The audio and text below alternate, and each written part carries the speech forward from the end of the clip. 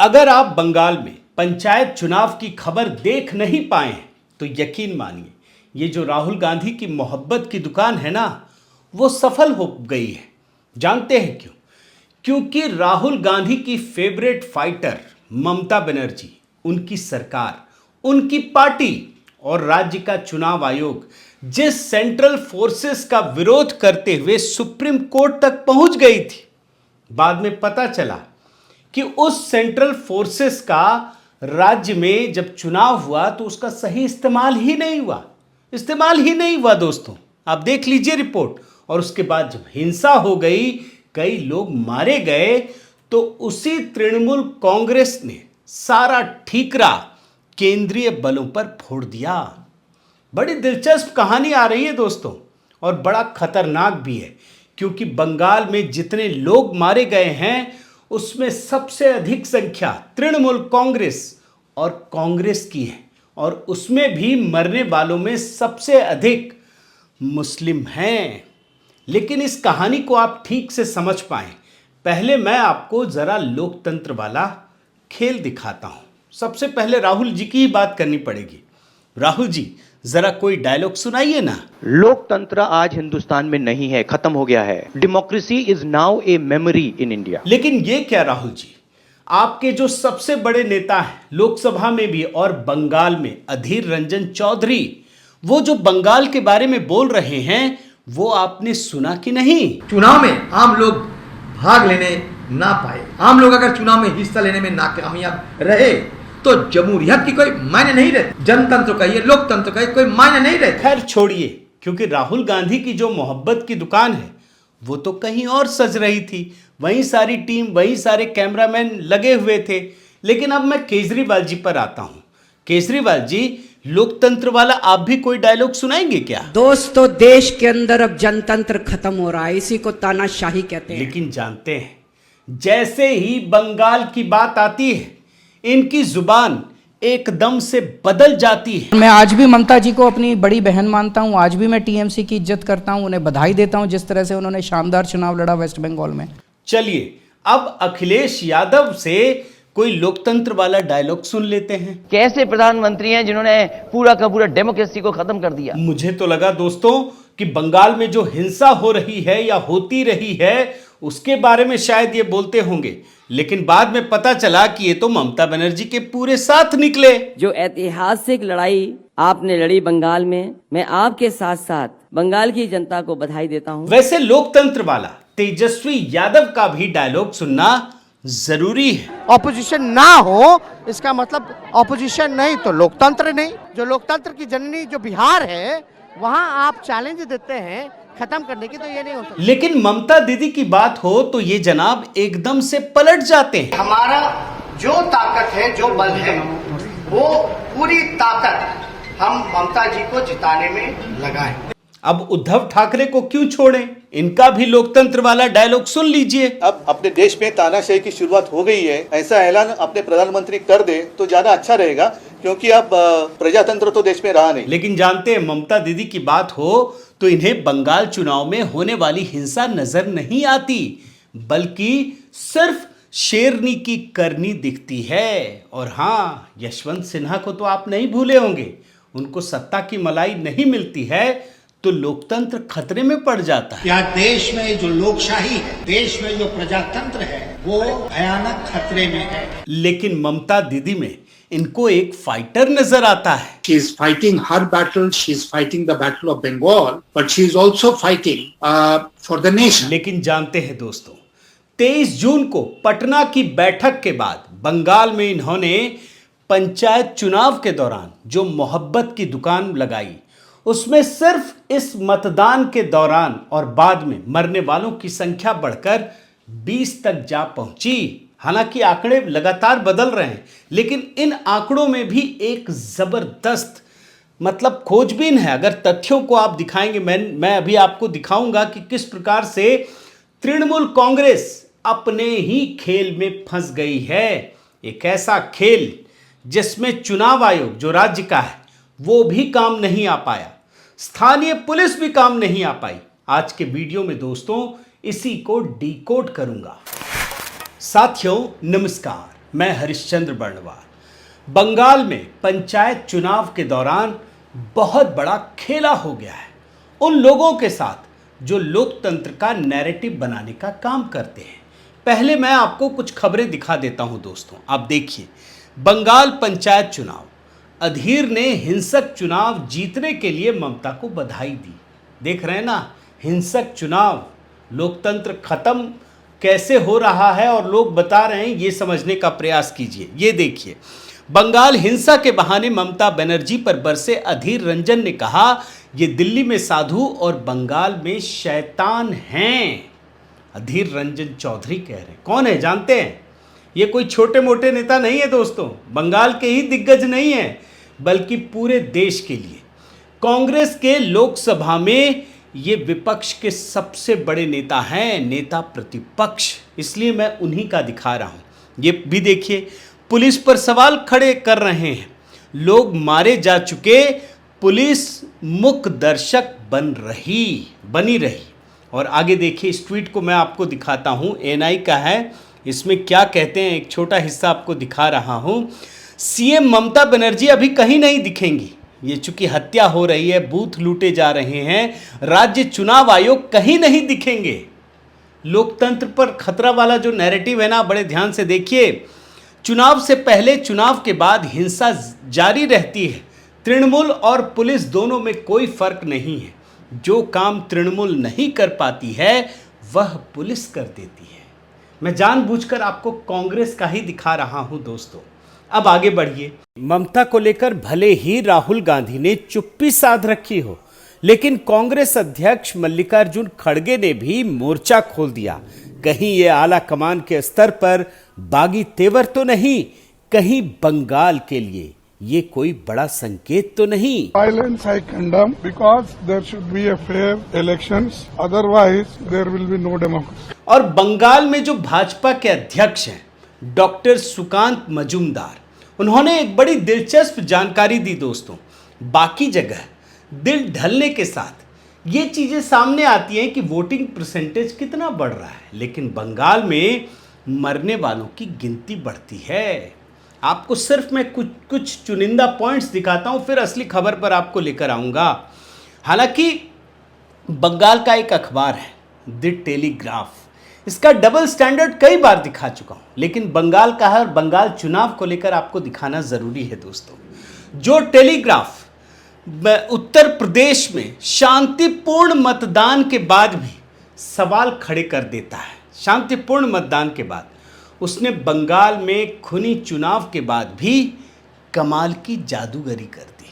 आप देख लीजिए, टू विंडो में इन दोनों दिनों के हेडलाइन और अखबार को देख लीजिए, समझ लीजिए। मैं डिटेल में नहीं जा रहा हूं दोस्तों, मगर इस बार इंडियन एक्सप्रेस को खुलकर कहना पड़ा कि बंगाल में कैसे पूरा चुनाव एक बार फिर हिंसा की भेंट चढ़ गया।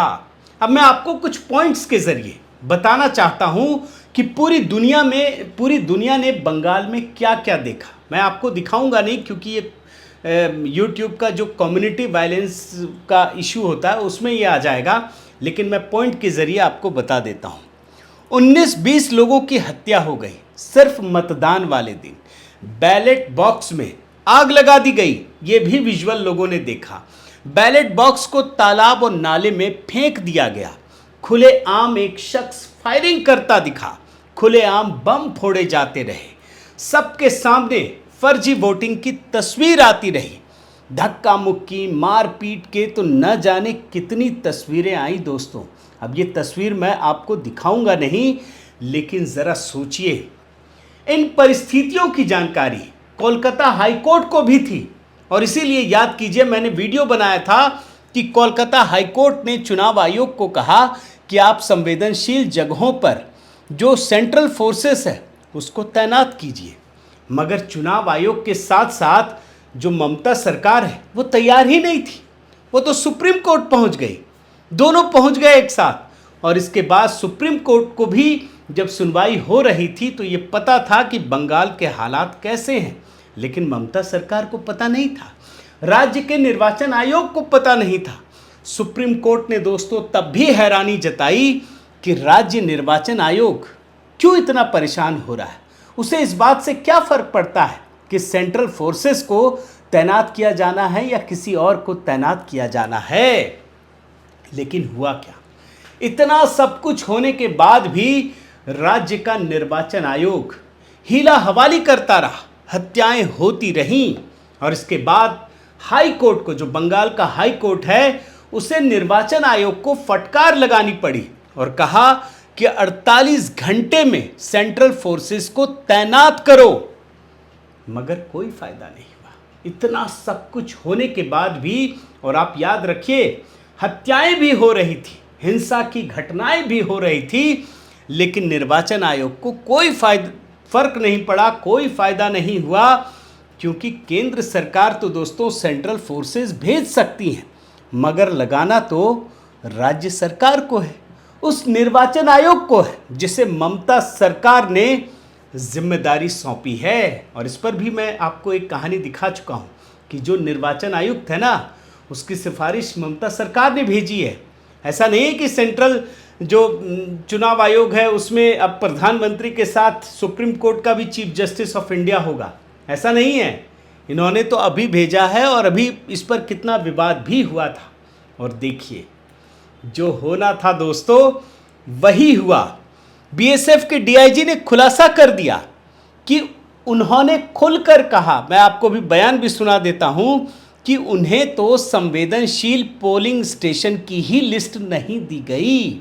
आप बयान सुन लीजिए। हमारे पास संवेदनशील पोलिंग बूथ की लिस्ट अभी तक नहीं है। अब मैं आपको एक ट्वीट दिखाता हूं दोस्तों, बहुत लंबी कहानी है ये। बीएसएफ के जो डीआईजी बोले हैं ना, मैं ट्वीट के जरिए आपको दिखा रहा हूं कि इसमें साफ लिखा है कि बंगाल सरकार ने संवेदनशील जगहों की लिस्ट नहीं बताई और 59,000, बड़े ध्यान से सुन लीजिए, 59,000 सेंट्रल फोर्सेस के जवान और 25 राज्यों के आर्म्ड पुलिस का उपयोग ही नहीं किया गया ढंग से। और इतना ही नहीं, जो सेंट्रल फोर्सेस बंगाल पहुंची उसे राज्य के डीएम, एसपी और बड़े अधिकारियों के हवाले सौंप दिया गया। बयान सुन लीजिए। संवेदनशील पोलिंग बूथ का डिटेल नहीं दिया गया, उसके बारे में यह बताया गया कि आपको डीएम, एसपी या पुलिस कमिश्नर जो है वो ग्राउंड के ऊपर बता देंगे कि कहां पे आपका डिप्लॉयमेंट करना है। अब इन सारी परिस्थितियों में दोस्तों, इतनी सारी कहानी दिखाने के बाद कैसे खेला करने वालों के साथ ही खेला हो जाता है, वो मैं आपको दिखाता हूं। इनमें जितने लोग मारे गए, बड़े ध्यान से सुनिए, बंगाल में, उसमें अधिकतर लोग सत्ताधारी पार्टी तृणमूल के ही कार्यकर्ता और नेता हैं, अधिकतर लोग। और भाजपा के साथ तो लड़ाई हुई ही, मैंने जो रिपोर्ट देखी उससे पता चलता है कि अधिकतर जगह पर यह लड़ाई तृणमूल और कांग्रेस के बीच हुई है। भाजपा के लिए फिर भी अच्छी स्थिति है, भाजपा की तो लड़ाई होती ही रहती है, भाजपा को तो वैसे भी ये लोग फूटी आंख नहीं सुहाते। और मैं अब आपको एक ट्वीट दिखाता हूं, ये ट्वीट किया, इसमें बड़ी डिटेलिंग के साथ ये चीज़ें लिखी गई हैं दोस्तों, पूरी लिस्ट है इसमें, एक एक आदमी जो मारा गया है। और हालांकि किसी मीडिया में मैंने देखा नहीं, लेकिन जिस तरीके से ये लिस्ट तैयार की गई है, इसमें चौंकाने वाले आंकड़े सामने आ रहे हैं। जो अब तक मौतें हुई हैं, कुल 42 मौतें हुई हैं, और इसमें सबसे अधिक आप देखिए, टीएमसी के 27 लोग मारे गए हैं, कांग्रेस के 6 लोग मारे गए हैं, भाजपा के 5 लोग मारे गए हैं, और फिर बाकी लोग हैं। आप सोचिए कौन किससे लड़ रहा है सबसे ज़्यादा। कांग्रेस और टीएमसी के बीच ही सबसे ज़्यादा खूनी भिड़ंत हुई है और सबसे अधिक लोग मारे गए। और इसमें एक दिलचस्प आंकड़ा भी है, आप ये भी देखिए, इसमें 14 हिंदू हैं और मुस्लिम 28 हैं। अब किसी मीडिया वाले ने दिखाया नहीं, लेकिन जिस प्रकार से इसमें लिस्ट पूरी की पूरी लगाई गई है, और ये हैंडल भी बंगाल से ही चलता है, इसमें लिखा हुआ है, तो आप सोचिए मारे जाने वालों में सबसे अधिक लोग कौन हैं, किस बैकग्राउंड के। और मैं दावे के साथ कह सकता हूं कि इसमें अधिकतर लोग गरीब पृष्ठभूमि से ही होंगे दोस्तों।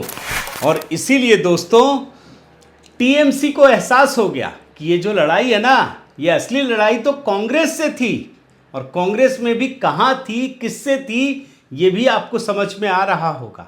और इसीलिए टीएमसी के कार्यकर्ता और नेता, उनको ये लगने लगा कि अगर केंद्रीय एजेंसियां, केंद्रीय बल अगर वहां पर होता तो उन लोगों की जान बच जाती। वो भी ये महसूस कर रहे थे कि सेंट्रल फोर्सेस की तैनाती होनी चाहिए थी, जो नहीं हुई। और ये भी ध्यान रखिए कि जिस ममता सरकार ने, जिस तृणमूल कांग्रेस की सरकार ने सेंट्रल फोर्सेस को आने से रोकने की भरपूर कोशिश की, वही अब सेंट्रल फोर्सेस को कोस रही है कि आप हमारी रक्षा नहीं कर पाए। अरे भैया, अभी मैंने आपको बीएसएफ के बड़े अधिकारी का बयान सुनाया, उनको तो आपने दिया ही नहीं, कहीं तो आपने उनका डिप्लॉयमेंट ही ढंग से नहीं किया। और इन मरने वालों के आंकड़ों में ही छिपा है दोस्तों कांग्रेस और तृणमूल कांग्रेस की लड़ाई। क्योंकि इसीलिए अधीर ममता को शैतान तक बता रहे हैं। आप सोचिए, भाषा की मर्यादा तोड़कर रख दी है। भले कांग्रेस हो, भले तृणमूल कांग्रेस हो, कोई भी हो, लेकिन आप भाषा की मर्यादा नहीं तोड़ सकते। प्रधानमंत्री तो ममता दीदी बोलते हैं, और आप और जो दो पार्टियां जाकर 23 जून को पटना में मिलकर बैठती हैं, वो इस तरह की भाषा का इस्तेमाल कर रही हैं।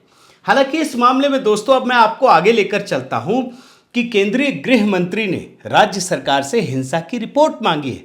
और ये भी याद रखिए कि जिस सेंट्रल फोर्सेस को भेजा गया है उसका पूरा खर्च केंद्र सरकार उठा रही है, यानी कि पूरा देश इसका खर्च उठा रहा है। और उसके बाद भी बंगाल में उसका सही इस्तेमाल नहीं हुआ और लोकतंत्र लहूलुहान हुआ।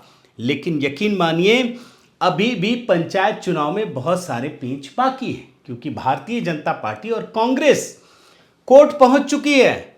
ये मांग हो रही है कि इस चुनाव को रद्द कर दिया जाए, सीसीटीवी को सुरक्षित रखा जाए, फुटेज को, क्योंकि हाई कोर्ट ने कितनी सख्त टिप्पणी की थी आपको भी पता है। राज्य निर्वाचन आयुक्त को भी, राज्य सरकार को भी, और तमाम उन एजेंसियों को जिस पर इसकी सुरक्षा की जिम्मेदारी है। और इस हालात में हाई कोर्ट ने यह भी एक फैसला किया, बड़ा महत्वपूर्ण फैसला है, आपको जानना चाहिए दोस्तों, कि बंगाल में जो पंचायत चुनाव के नतीजे हैं वो 12 जुलाई को आएंगे। और हाई कोर्ट ने अभी से ये ऑर्डर दिया है कि उसके बाद भी आप सेंट्रल फोर्सेस को वापस नहीं भेजेंगे, बल्कि 10 दिन तक उनकी तैनाती रहेगी। क्योंकि हाई कोर्ट को पता है कि बंगाल में विधानसभा चुनाव के बाद कैसे हिंसा का तांडव मचाया गया था, किस तरह से हिंसा का खुला खेल खेला गया था। लेकिन चलते चलते दोस्तों एक बड़ा इंपॉर्टेंट सवाल, और वो भी सुप्रीम कोर्ट से एक शख्स ने लिखा सोशल मीडिया पर, बड़ा इंटरेस्टिंग है, इसीलिए मैं आपको दिखाना चाह रहा हूं। उसने पूछा है सुप्रीम कोर्ट से कि आपने चीफ इलेक्शन कमिश्नर को नियुक्त करने का पावर प्राइम मिनिस्टर से तो छीन लिया, लेकिन राज्य निर्वाचन आयुक्त को नियुक्त करने का अधिकार मुख्यमंत्री पर छोड़ दिया। क्या अब बंगाल में इतनी खूनी हिंसा के बाद सुप्रीम कोर्ट कोई कार्रवाई करेगी? ये सवाल बड़ा महत्वपूर्ण है दोस्तों, और हम सबको के दिमाग में भी बिल्कुल झकझोरने वाला है। तो कुल मिलाकर साथियों, बंगाल में लोकतंत्र सही मायने में खत्म हो चुका है। लेकिन जो लोग लोकतंत्र का झंडा लेकर विदेशों में भारत को बदनाम करते हैं, वो लोग बंगाल में लोकतंत्र के लहूलुहान होने के बाद भी चुप्पी साधे हुए हैं। और यही बात हम सबको हैरान करती है। बहुत बहुत धन्यवाद। आपसे निवेदन है साथियों कि आप मेरे इस चैनल को ज़रूर सब्सक्राइब कीजिए, लाइक कीजिए, शेयर कीजिए, कमेंट कीजिए, और इस बेल आइकन को प्रेस करना मत भूलिएगा। नमस्कार।